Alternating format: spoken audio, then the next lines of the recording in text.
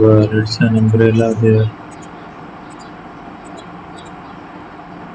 I will make it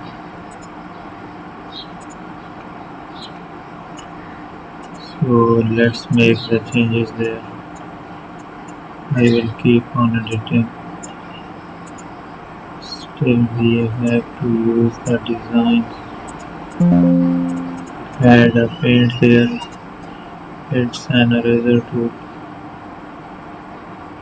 Make the changes. We have to use it. We are going to make these lines here. Thank you for watching the video. Don't forget to subscribe my channel.